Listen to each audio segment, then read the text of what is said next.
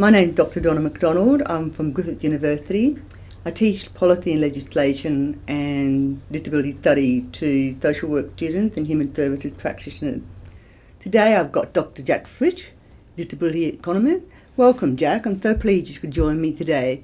We're going to talk about disability economics, the NDIS and economics for social work students. Would you like to introduce yourself? What got you into the field of economics in the first place? Oh, I got into economics, there were some personal reasons, but I really liked my teacher. But in addition to that, I think it was the way I grew up. I came to Australia with my parents. We came as refugees after the Second World War. They came with nothing. They made it through middle class and eventually fairly wealthy. I was the first to go to university. Then I went to India when I was 21 and sort of saw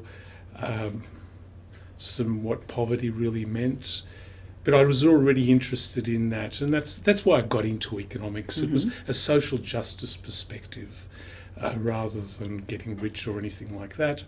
And my father had a friend who sort of said that was a way to influence policy. So that's how I got into economics. I then worked after university at the Reserve Bank for a while, went to Princeton University, which was very influential because they taught their very rigorous style there, very empirical style, and very free in what I could do. And so while I was there, I actually got some top mainstream teachers, and they gave me my head to study however I wanted, and that was.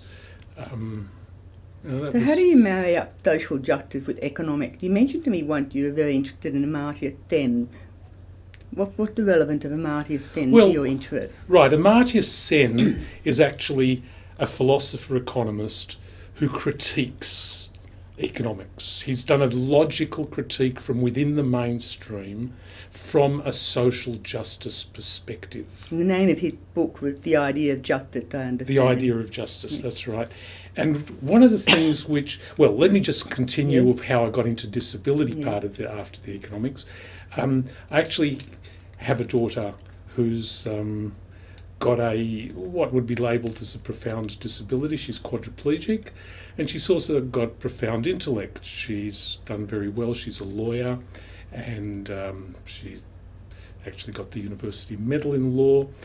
And I eventually married the two things up because I got involved in advocacy organisations with disability, and that's how I married it up. Now, coming back to Amartya Sen, one of the interesting things is that mainstream economics, and in fact I think a lot of mainstream social policy in general, takes the viewpoint of the average person, the representative man or something like that. Whereas what Amartya Sen does, he actually takes the people who are outsiders, the poor, women, people with disability, and he's the only one that actually puts them right into focus. Yep. Another thing that mainstream economics doesn't do is it really actually doesn't distinguish between need and desire. And that's again something that Amartya Sen, together with Martha Nussbaum, have come up with the capabilities approach. Yeah. It's not a big theory, it's not a big story, but it's a way to measure what to measure, who to measure, how to measure, and the who is basically measuring outcomes of people who are outsiders, and people with disability are really have brought right up that let us look at economics from their perspective, and that's why I like Amartya Sen amongst others. So the social justice approach to economics is still a mainstream approach by and large. So how did you get from there to disability economic? What appealed to you about disability economic?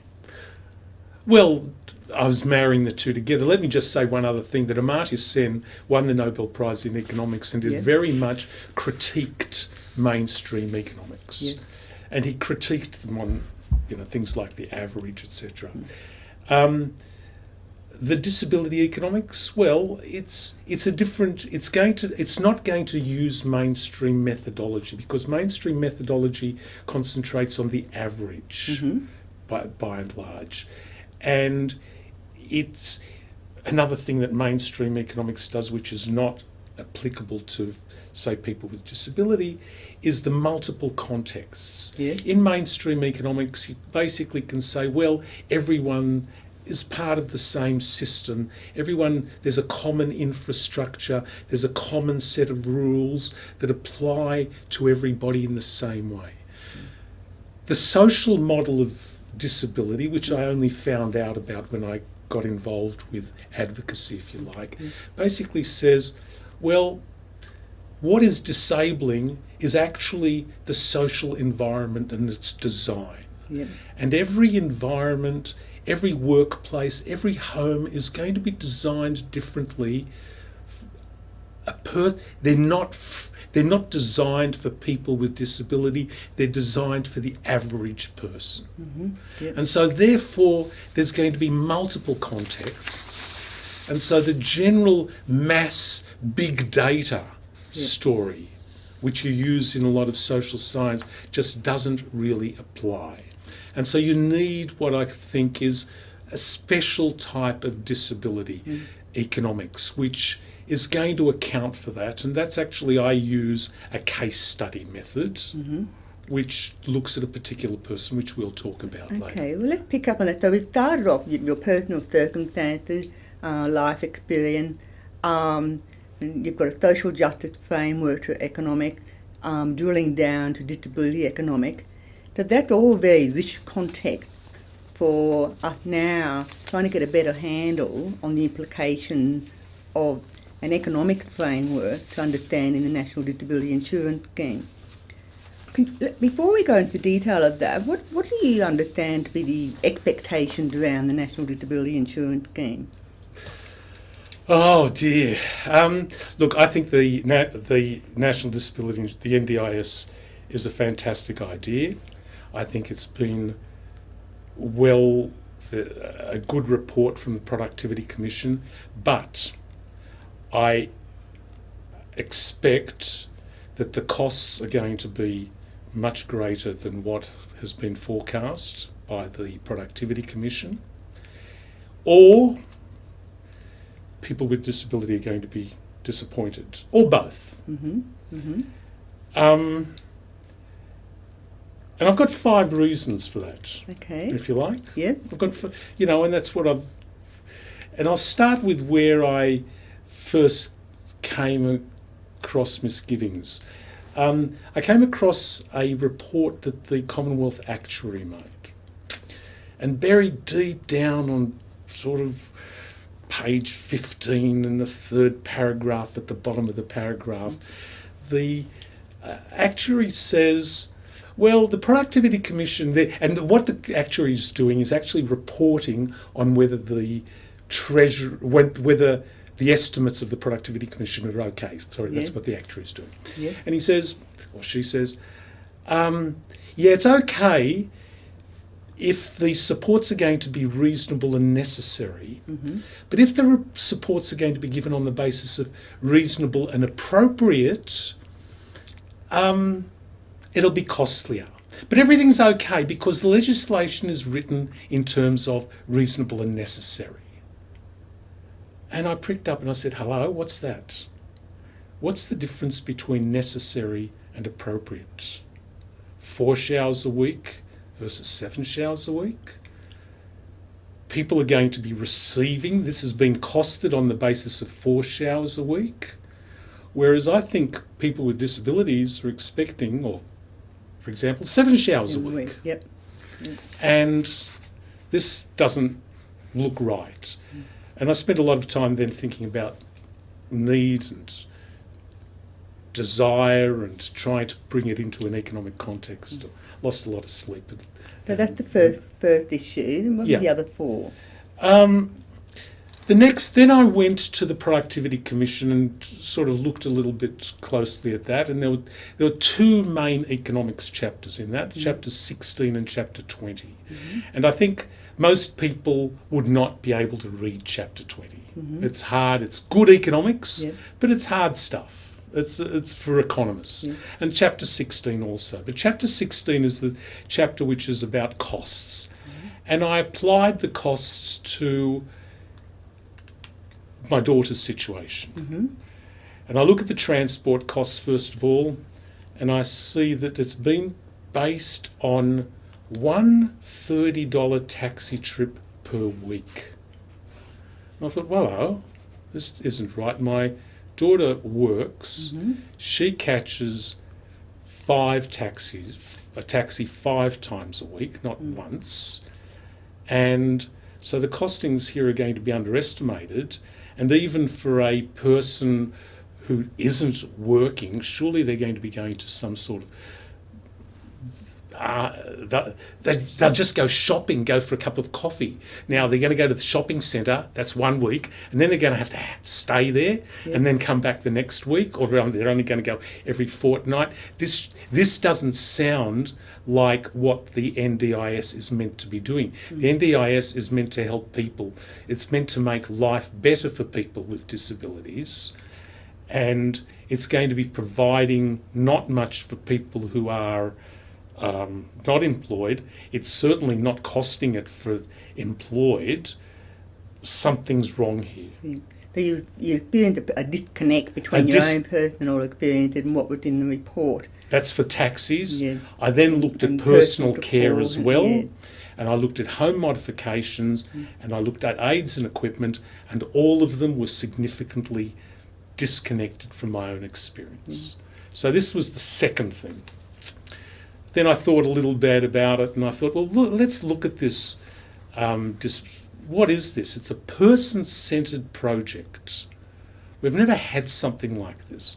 This is a project which is, and I looked at the methodology here, and let's say coming back to the taxi thing, let me just backtrack there. I looked at the taxi thing and I thought, well, they're using data based on lousy past to project into a future where we're hoping that behaviour and what people do will be different, will be better. You can't use data from a lousy past to project into a good future, right? And then I thought about that, and I thought, well, this is a big project. It's breaking new ground. We have never really had a person-centred form of support. It's tick the boxes, right? So that if you go into Social Security, you basically, which box you tick or which box you put crosses on determines how much you'll receive. But this is going to be now apparently person-centred. It's going to be between the National Disability Authority, a local planner, facing a claimant. New ground. Open-ended to some extent. Without data. It's another project without data, right? I looked at past big projects in Australia. I thought about Medicare, and I thought, well, no, they had the diagnostic data on that. We knew how many people got sick with different types of sicknesses and how much it would cost. We had the data. It's just that I looked at that. I looked at the Snowy Mountains project, and I thought, well, there was a big project, but there was well-known, we knew how to build dams. What we didn't have was a labour supply. But we fixed that up. We imported the Greeks and Italians, and they came up and they went up to the Snowy Mountains, so the labour supply. That's something which is the NDIS, do we have all these support workers for this new regime, the workforce data? And I really couldn't think of anything other than the Opera House. And I thought, oh my God, that's a cost blowout. Because the Opera House was also breaking new data. We had never built anything like that with those sales, and we know what happened. So that was. Well, we do know what happened. On the one hand, there was a cost blowout, but now we've got a magnificent icon. Good point. I'm not saying that the NDIS shouldn't happen. Okay, in fact, we'll get into that later. Yeah. I accept that the benefits are much greater than the cost, and we hopefully will get into that. Yeah. Fourth reason, with all of this, I then sort of thought that I'd apply the case study of taxis to a particular case study. And I found out, and maybe we'll get into this too, about how complex that was. And the fifth, with all of this, everything was telling me that the costs were going up. There was nothing telling me the other way. And then I thought about it in terms of I thought about what's going to happen at the coalface between the planner and the NDIS recipient. And one of the courses that I've taught in economics was the economics of the corporation, which is very much about what actually happens inside an organisation. Okay, well, let's work our way through those 5 points bit by bit. One of the things that struck me was there's a discrepancy, isn't there, between Treasury costing of the proposed NDIS and the Productivity Commission report. Now, we've got two outstanding, excellent, authoritative bodies of people full of expertise. Why is there that different in the costing? It's actually quite simple. They're asking different questions, they're using different methodologies, and they've got different objectives. Right. And finance, you see, is not the same as economics. That's really, most people don't get this. Most people think they're the same thing. What is accounting or finance, if you like?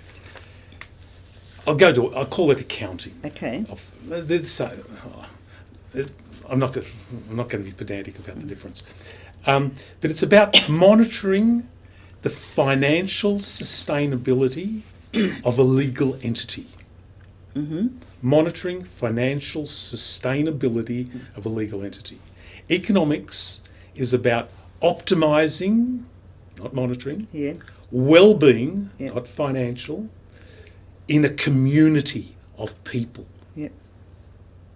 Different questions. And so what we had is Treasury takes an accounting finance point of view, namely, how much is it going to cost?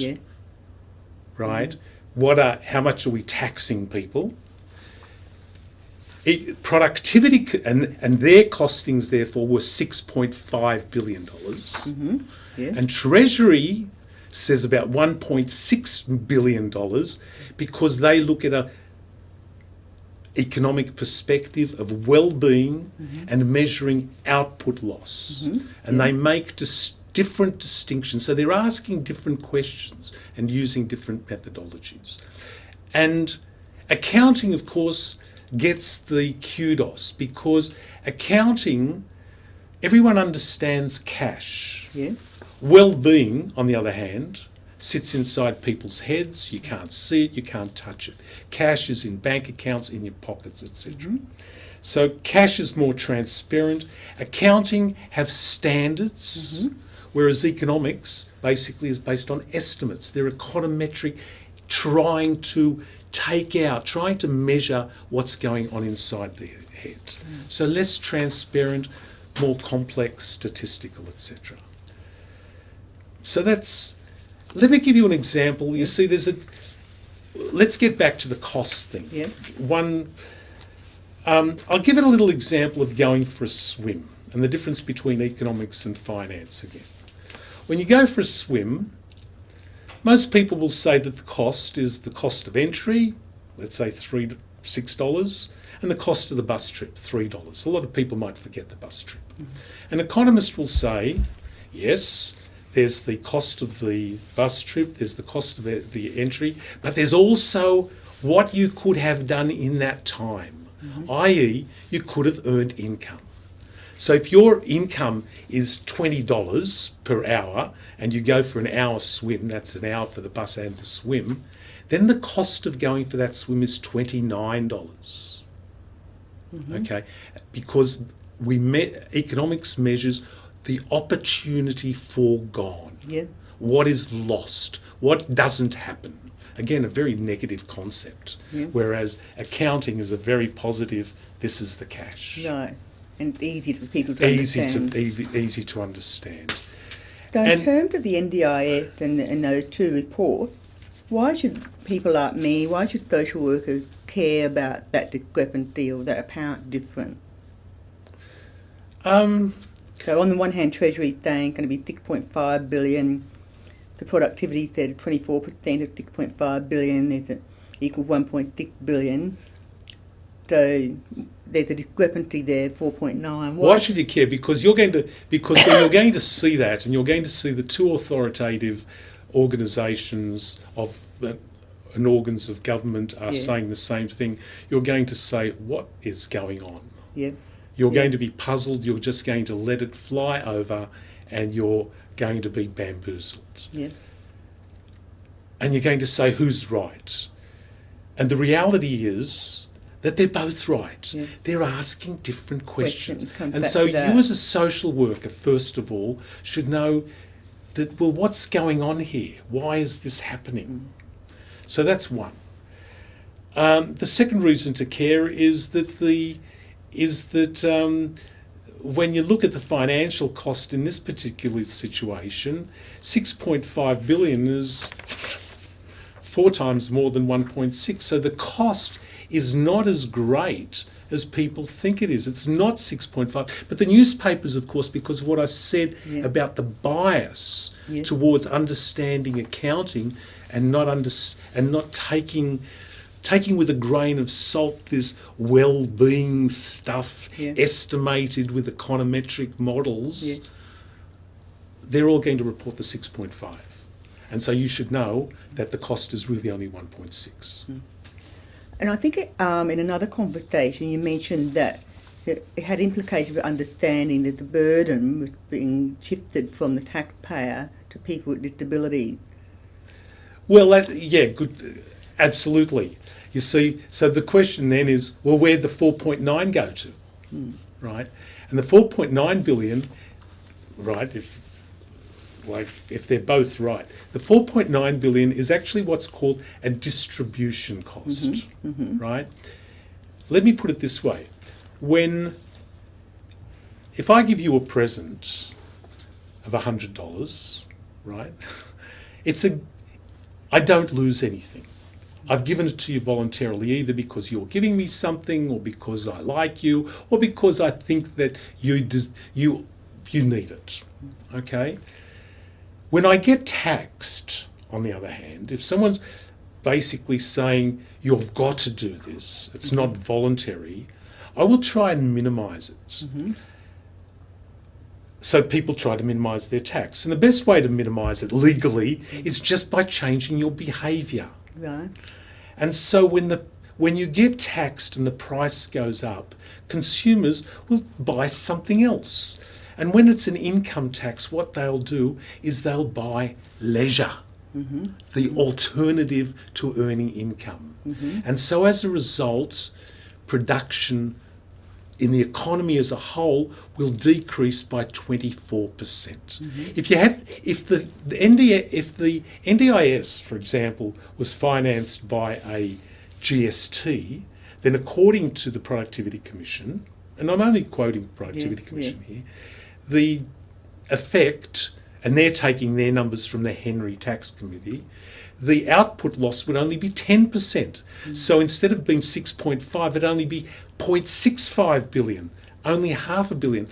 The reason that the output loss is less for a GST is because it's harder to avoid spending. It's easier to avoid working than to avoid spending, because the alternative to spending is to save, and well, what are you saving for? So that your kids fritter it away or something like that. And actually the impact of a tax, there's always an impact of a tax, there's always a change. Of a land tax is even less. It's only 4%.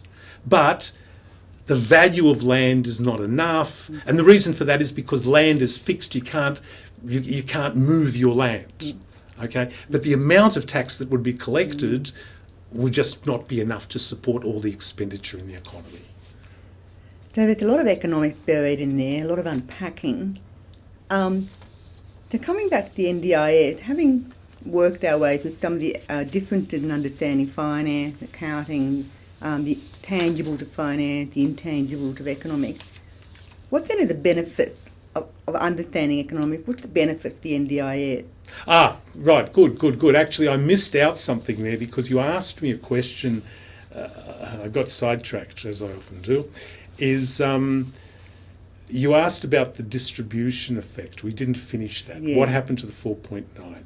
And that's actually one of the big benefits of the NDIS, because what you're doing is you're distributing from the average taxpayer, who is an average person, to a person with a disability who has a need. And the Productivity Commission estimated, and it's estimate again, that the value of $1 to a taxpayer is worth $3.60 to a person with a disability, to a net disability, one of these, not every person with a disability, but those, the 420,000 that are going to be NDIS recipients. And it's not every person with a disability, as you know, it's only those who have support needs. Yeah. So what are we saying here? There's 4.9 billion, which is redistribution. That's Peter is paying Paula 4.9 billion, but that 4.9 billion is worth 3.6 times that. Okay? And that turns out to be something like $17.6 billion. So think about this.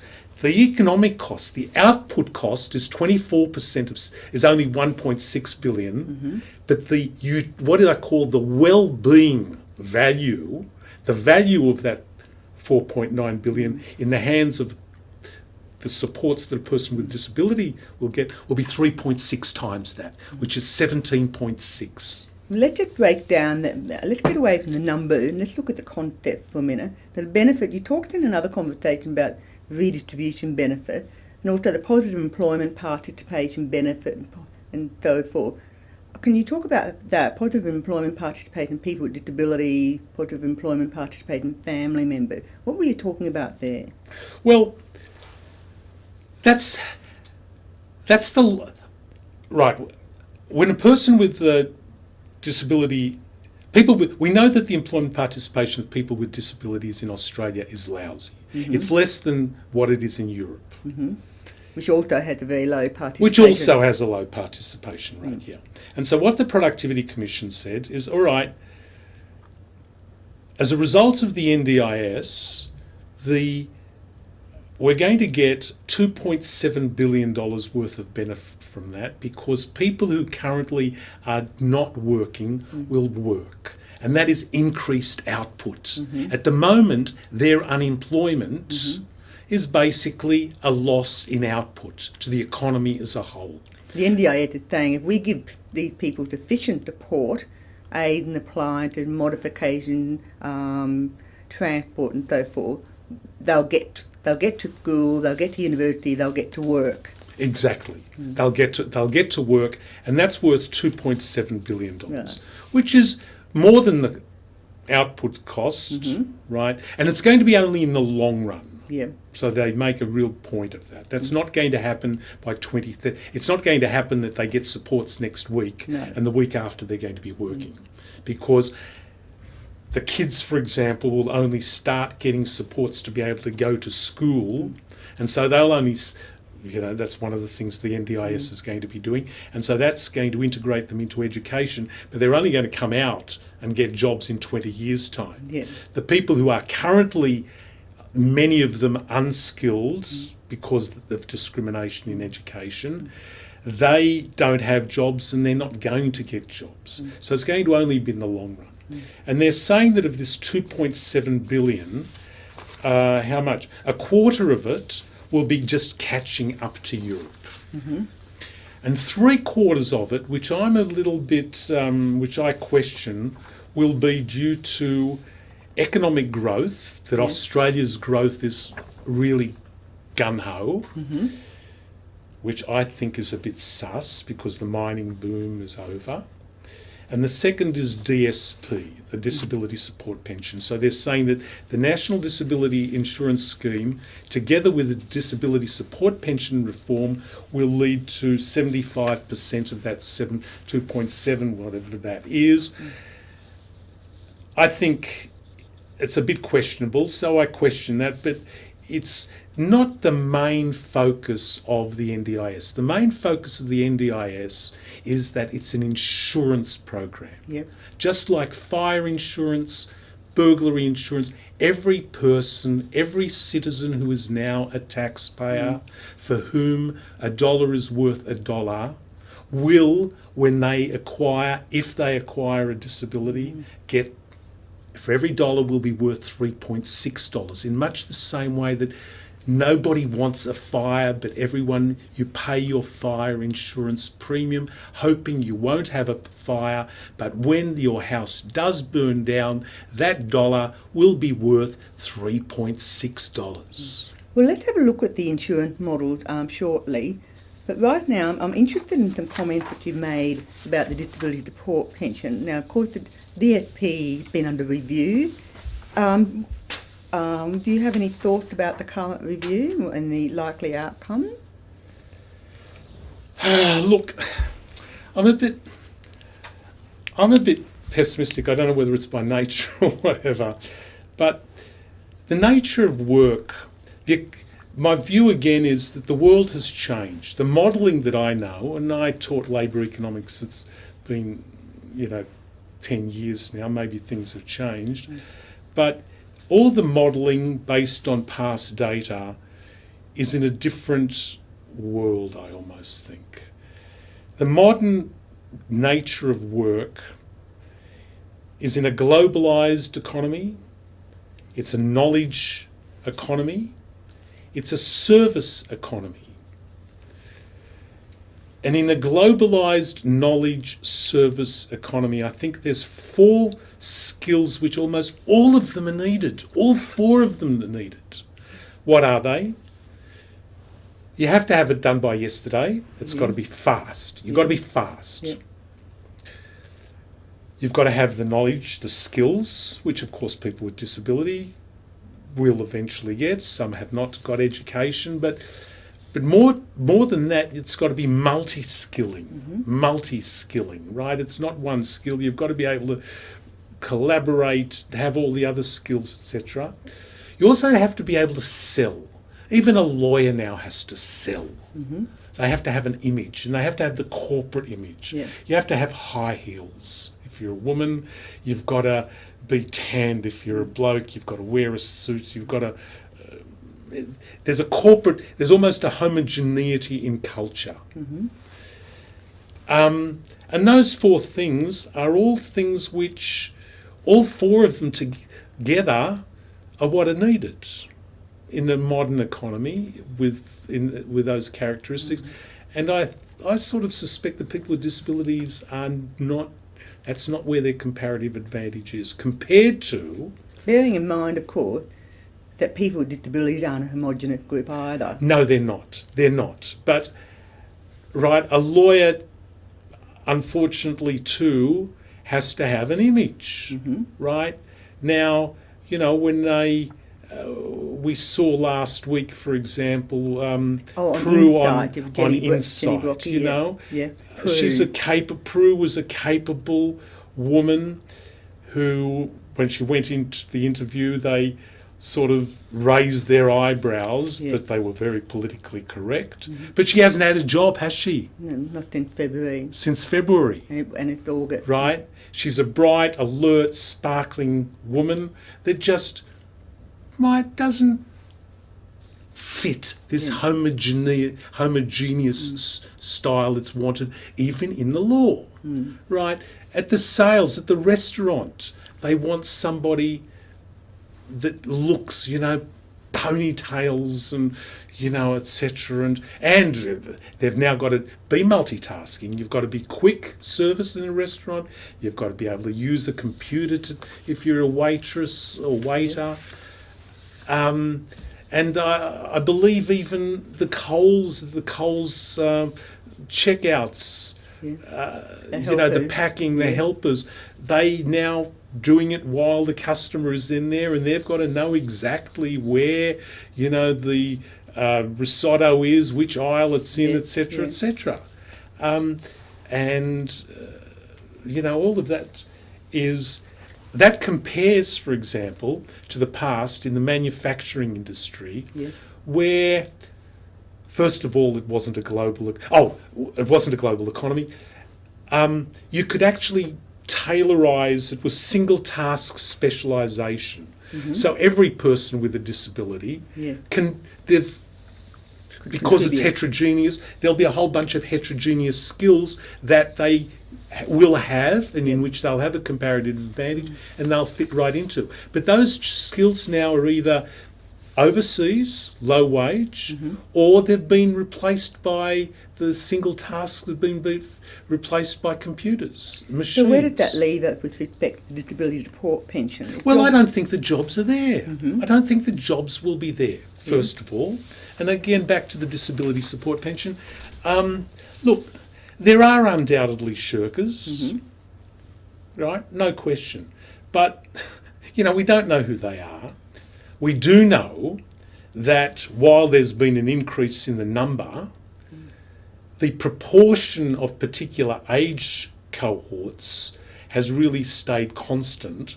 So it's basically saying that there's 5% or so, or a certain percent of the population are unemployed and unemployable. Just think about it.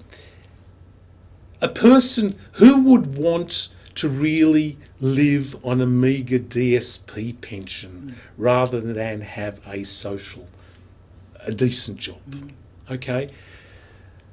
There's a certain percentage of the population psychopaths, there's a certain percentage of the population who are brilliant, there's certain percentages of population that just don't have the employability. Now, do we punish them? Now, I know that the McClure, I haven't read the McClure report this time, but I read it 10 years ago when John Howard, in the Howard government, and I know that McClure says that there ought to be a lot of supports, right? That both the employer and the employee and the employer, the person with the disability as well as the employer, you can't put it all onto the employer. And what sort of support might that be? Well, it depends on on what sort of disability the person has, of course. So it might be flexible scheduling for people who have episodic disabilities,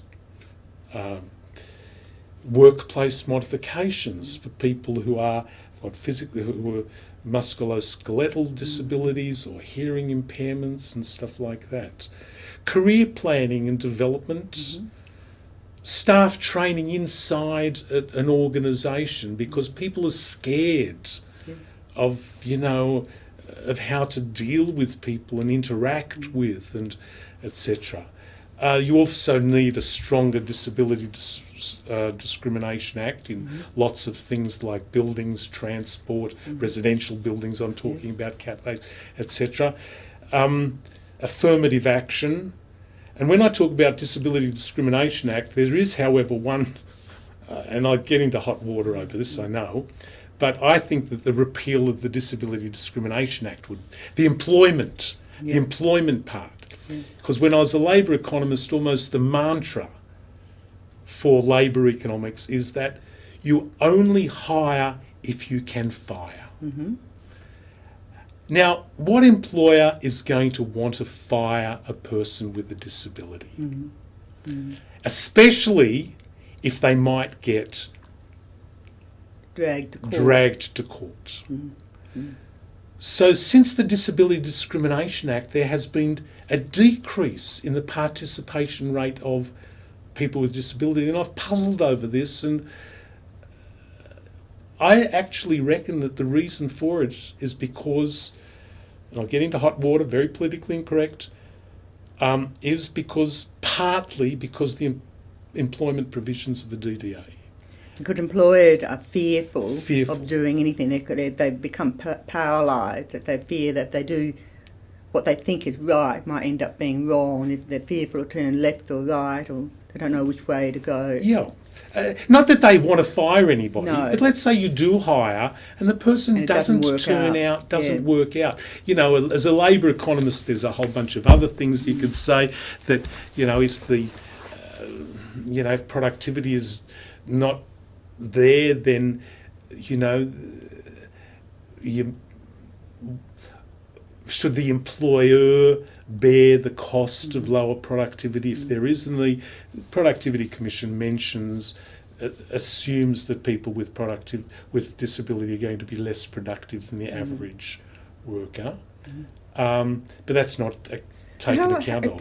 Let's take that scenario. If someone with a disability worked in a firm for a long time, everything else being equal, the employer finds out that in fact she gets on well with the staff, the client like her and so forth, but it turns out that she's consistently pulling in lower billable hours. Do you think there's a case for reducing that person's salary, or do you think there's another way that could be dealt with, like providing her with more accommodation or more appropriate support, like providing her with a stenographer, so forth? Oh, yeah, yes, but ultimately there's almost a paradox here that small firms, I think, are going to provide a better environment for a person with a disability, but small firms are going to be able to least afford to take that sort of slack. In the first place. Yeah. Now, the larger bureaucracies can absorb that cost, the bigger firms, but they're also lousy places to work for a person with a disability because there's continual change of staff, so there's always... Okay, well, let's move on, Jack. Yeah. Let's come back. We're coming toward the tail end. Going back to the NDIS, we talked about work. You've got an interesting case study about Max and Ruth. Right. Okay, that's right. We're talking about why I was a bit sceptical.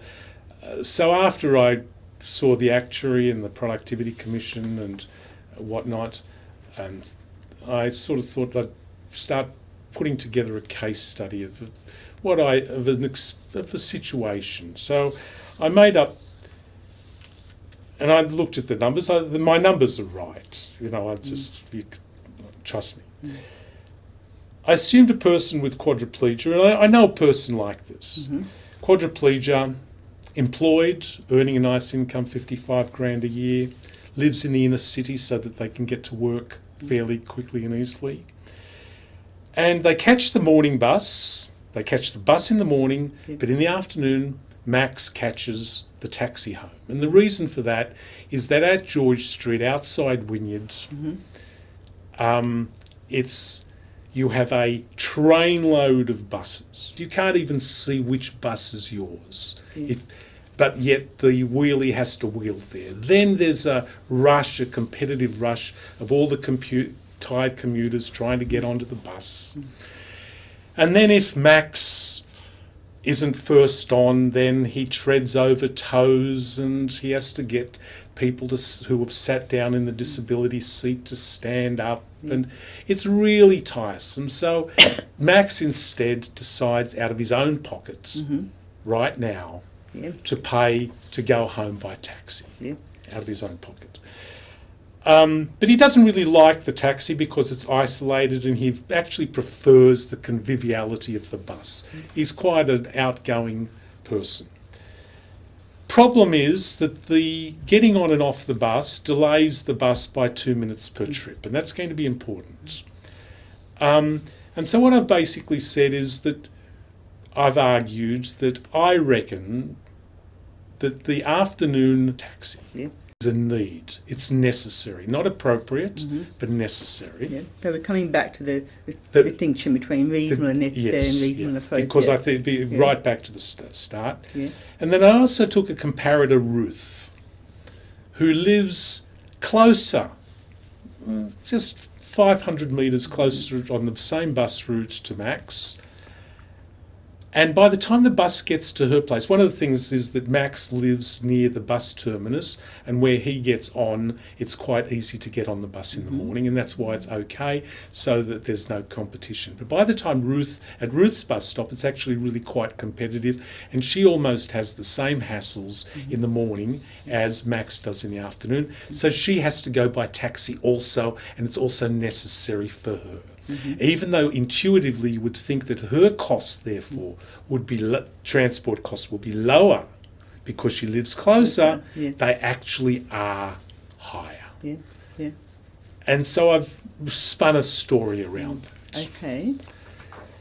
And I think at this stage, what I need to show you is I have to show you the model.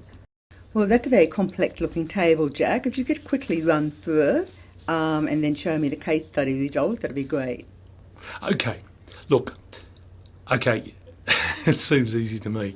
Okay, look, what I've done here is I've taken three particular settings, the pre-NDIS settings in the first three rows, then the NDIS currently, and then one which doesn't really matter. And I've first looked at outlays, the outlays of for Max, the Commonwealth, the state.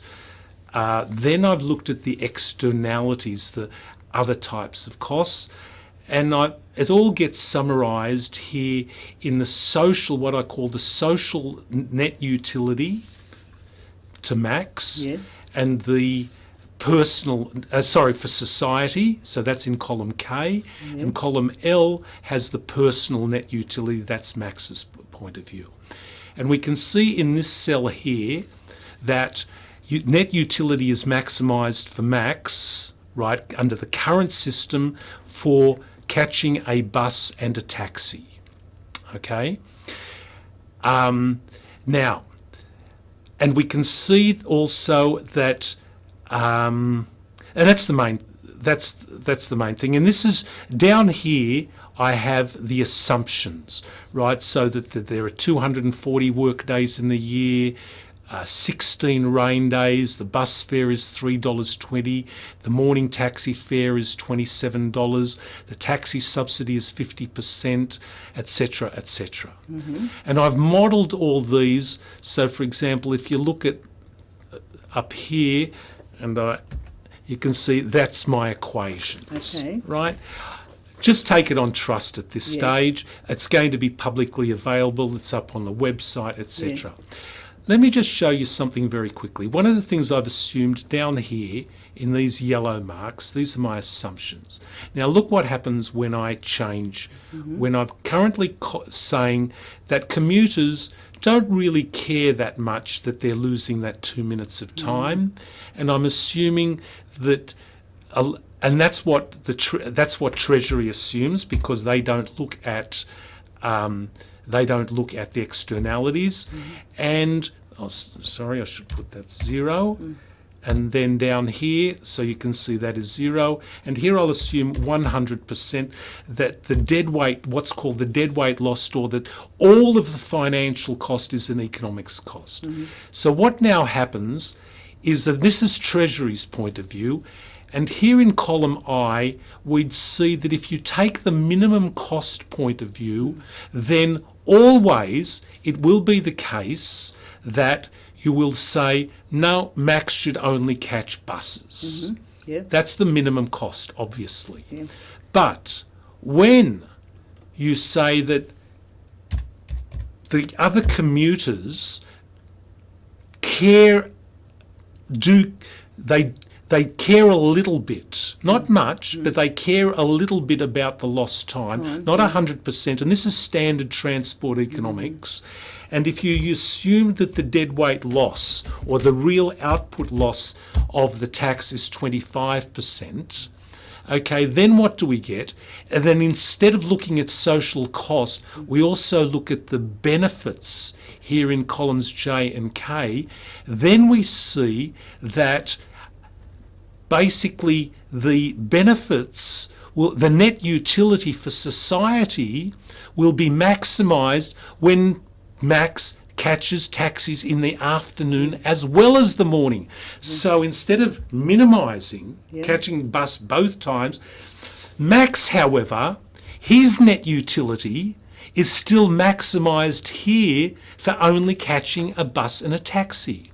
So really this result comes not because of Max likes taxis, but it actually comes from the commuters effectively asking society that, look, we're wasting time here, 2 minutes he's getting on the bus, let's pitch in and let's pay his taxi fare. Because think about it, you see 2 minutes of time, 2 minutes of time at $30 an hour is $1 per person, right, over, hold on, how?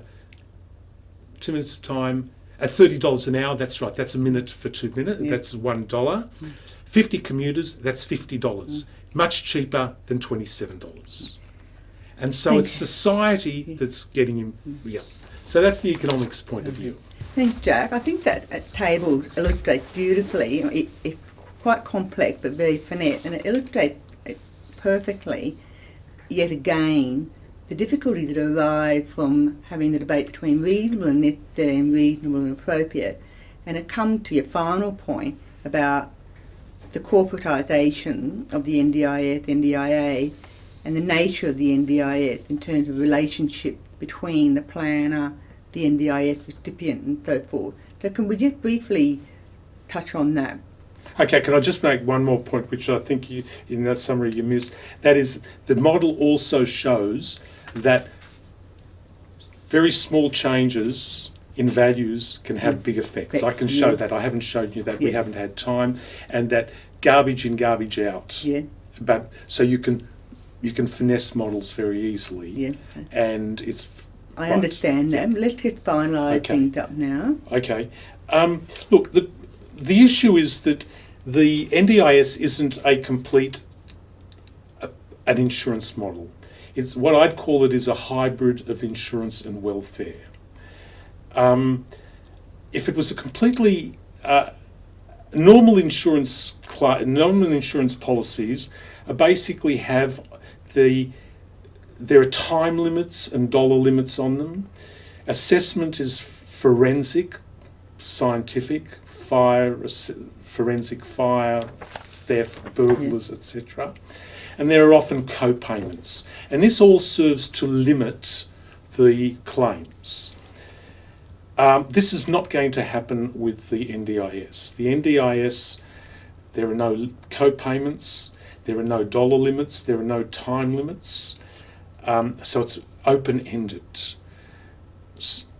And it's open-ended, it will be run basically, and the skills really, I think, are less scientific when we're dealing with the body and the mind than when you're dealing with fire and theft and accidents. The second issue, so that makes me think also that there's going to be a tendency for cost increase. The second reason I think there's going to be is inside a corporation, who are the nature of the assessors, and I'm trying to get an idea of what's actually happened with your fire, with other types of insurance. There's not much discretion when the claim comes up. Whereas with the NDIS, the local planner, the local area coordinator is going to have a lot of discretion, and that's by design because it's a person-centered thing. And when you have discretion, well, you can be a hard ass or you can be generous. And in this case, I think that the specialists that you're going to have working for the NDIS as assessors will be people like social workers, occupational therapists, nurses, teachers, psychologists, all of whom I'd call the caring humanities professions, who are, I think, going to err on the side of generosity. And so inside this particular corporation, while there's been a lot of attention done to the to make sure that there are checks and balances through the structure with the actuary and the people with disabilities who will be the advisory council, etc. At the local coalface, I think there's going to be trouble, and it'll be in the area again of cost blowout. So this had implication for our workforce training, the NDIS workforce training, doesn't it? Yeah. Well, no, I would hope that the local area planners are going to be generous, Right. and that they're going to be humane, right? So then it had implication for understanding the potential budget policy implicates further down the track, because it's going to cost more. That's right. I think this has implications for the shit fight, which I think will start to happen in about 2018, 2020, when we start seeing the costs blow out, and that you'll be getting headlines in newspapers which will not look good. It'll be making people with disabilities to be shirkers, and there'll be all sorts of stories, and the politicians will get involved, and this is why I want people to understand that this is a beneficial study, has shown a benefit cost ratio of 13 to 1 compared to an NBN where the benefits are hardly above the cost, compared to infrastructure programs on roads which run at a loss.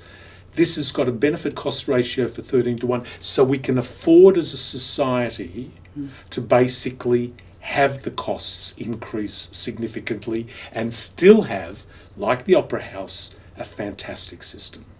Well, thank you, Jack. That's just been splendid. I think we've given our social work students and prospective human services practitioners a wealth of understanding about the NDIS, economic, and what they can do in the future.